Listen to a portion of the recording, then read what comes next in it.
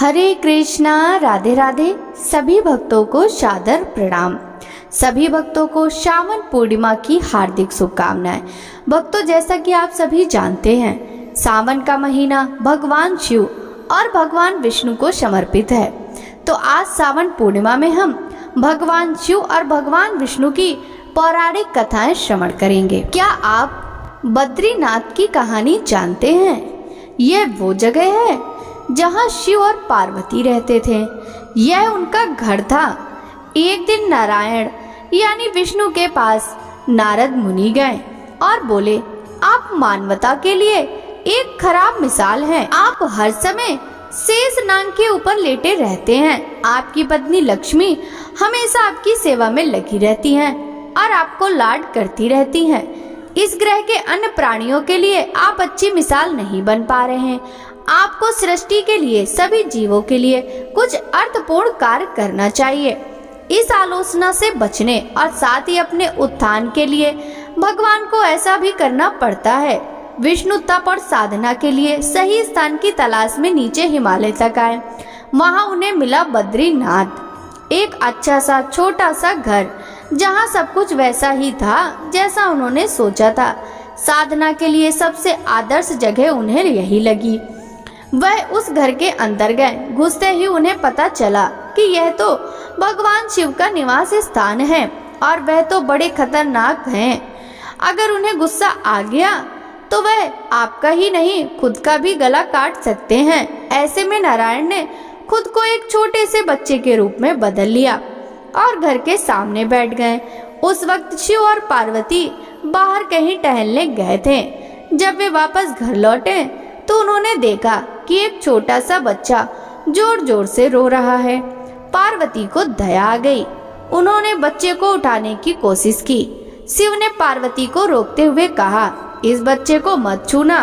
पार्वती ने कहा, आप कितने क्रूर हैं, कैसी नासमझी की बातें कर रहे हैं। मैं तो इस बच्चे को उठाने जा रही हूँ, देखिए तो कैसे रो रहा है। भगवान शिव बोले, जो तुम देख रही हो उस पर भरोसा मत करो।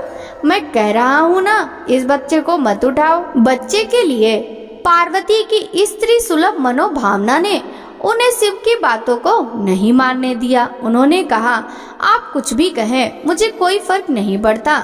मेरे अंदर की माँ बच्चे को इस तरह रोते नहीं देख सकती। मैं तो इस बच्चे को जरूर उठाऊंगी। यह कहकर उन्हें बच्चे को उठाकर अपनी गोद में ले लिया। बच्चा पार्वती की गोद में आराम से था। शिव की तरफ बहुत ही खुश होकर देख रहा था।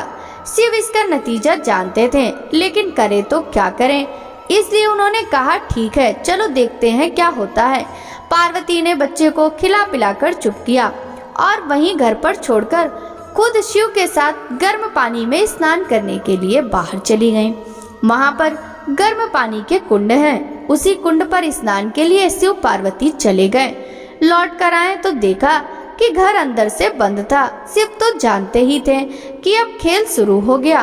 पार्वती हैरान थी कि आखिर दरवाजा किसने बंद किया। शिव बोले, मैंने तो कहा था ना कि इस बच्चे को मत उठाना। तुम बच्चे को घर के अंदर लाई और अब उसने दरवाजा अंदर से बंद कर लिया है। पार्वती ने कहा, अब हम क्या करें? शिव के पास दो विकल्प थे। एक जो भी उनके सामने है उसे जलाकर भस्म कर दें और दूसरा वे वहां से चले जाएं और कोई दूसरा रास्ता ढूंढ लें। उन्होंने कहा, चलो कहीं और चलते हैं, क्योंकि यह तो तुम्हारा प्यारा बच्चा है, इसलिए मैं इसे छू भी नहीं सकता।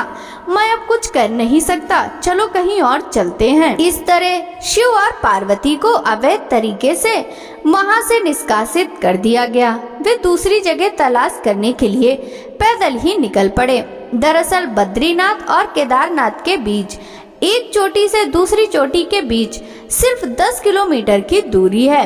आखिर में वह केदार में बस गए और इस तरह शिव ने अपना खुद का घर खो दिया। आप पूछ सकते हैं, क्या वह इस बात को जानते थे? आप कई बातों को जानते हैं, लेकिन फिर भी आप उन बातों को अनदेखा कर उन्हें होने देते हैं। बोलिए विष्णु भगवान की जय। चलिए भक्तों, अब हम दूसरी कथा श्रवण करते हैं। पौराणिक कथाओं में ऐसी कई कहानियां हैं जिसमें बताया गया है कि शिव की करुणा कोई भेदभाव नहीं करती और वे किसी की इच्छा पर बच्चों की तरह भोलापन दिखाते हैं। एक बार गजेंद्र नामक एक असुर था।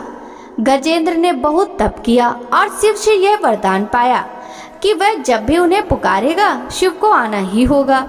त्रिलोकों के सदा शरारती ऋषि नारद ने देखा कि गजेंद्र हर छोटी छोटी बात के लिए शिव को पुकार लेता था, तो उन्होंने गजेंद्र के साथ एक चाल चली। उन्होंने गजेंद्र से कहा, तुम शिव को बार बार क्यों बुलाते हो? वह तुम्हारी हर पुकार पर आ जाते हैं। क्यों नहीं तुम उनसे कहते कि वह तुम्हारे अंदर आ जाएं और वहीं रहें, जिससे वह तुम्हारे अंदर रहेंगे। गजेंद्र को यह बात अच्छी लगी और फिर उसने शिव की पूजा की। जब शिव उसके सामने प्रकट हुए तो वह बोला, आपको मेरे अंदर रहना होगा, आप कहीं मत जाइए। शिव अपने भोलेपन में एक लिंग के रूप में गजेंद्र में प्रवेश कर गए और वहां रहने लगे। फिर जैसे जैसे समय बीता, पूरा ब्रह्मांड शिव की कमी महसूस कर रहा था। कोई नहीं जानता था कि वह कहाँ है। सभी देव और गण शिव को खोजने लगे। काफी खोजने के बाद जब कोई यह पता नहीं लगा पाया कि शिव कहाँ है, तो वे हल ढूंढने के लिए विष्णु के पास गए। विष्णु ने स्थिति देखी और कहा, वह गजेंद्र के अंदर हैं। फिर देवों ने उनसे पूछा कि वे शिव को गजेंद्र के अंदर से कैसे निकाल सकते हैं, क्योंकि गजेंद्र शिव को अपने अंदर रखकर अमर हो गया था। हमेशा की तरह विष्णु की सही चाल देकर आए।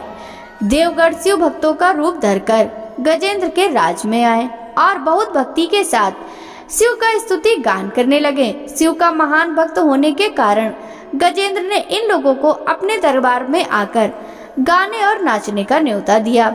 शिव भक्तों के वेश में देवों का यह दल आया और बहुत भावनाओं के साथ, बहुत भक्ति पूर्वक वे शिव के लिए भक्ति गीत गाने और नाचने लगे। शिव जो गजेंद्र के अंदर बैठे हुए थे, अब खुद को रोक नहीं सकते थे।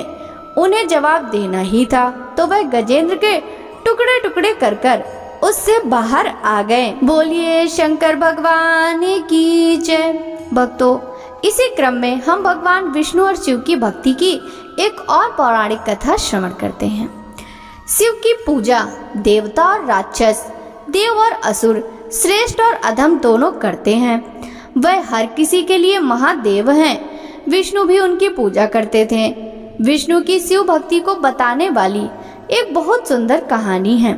एक बार भगवान विष्णु ने सदाशिव से वादा किया कि वह शिव को 1008 कमल अर्पित करेंगे। वह कमल के फूलों की तलाश में गए और पूरी दुनिया में खोजने के बाद भी उन्हें सिर्फ 1007 कमल के फूल ही मिले। एक कम था। उन्होंने आकर सब कुछ शिव के सामने रख दिया। शिव ने अपनी आंखें नहीं खोली, वह सिर्फ मुस्कुराए, क्योंकि एक कमल कम था। फिर विष्णु ने कहा, मुझे कमल नयन कहा जाता है, जिसका अर्थ है कमल के फूलों की तरह आंखों वाला भगवान। मेरी आंखें किसी कमल की तरह सुंदर हैं, तो मैं अपनी एक आंख अर्पित करता हूँ। और उन्होंने तुरंत दाहिनी आंख निकालकर शिवलिंग पर रख दी। इस तरह की भेंट से प्रसन्न होकर शिव ने विष्णु को प्रसिद्ध सुदर्शन चक्र प्रदान किया। बोलिए विष्णु भगवान की जय, शंकर भगवान की जय। भक्तों, आइए अब हम इसी श्रेणी में सावन पूर्णिमा की राजा तुंगध्वज की कथा का रसपान करेंगे। सावन व्रत की प्राचीन कथा के अनुसार एक नगर था। उसमें तुंगध्वज नाम का राजा राज्य करता था।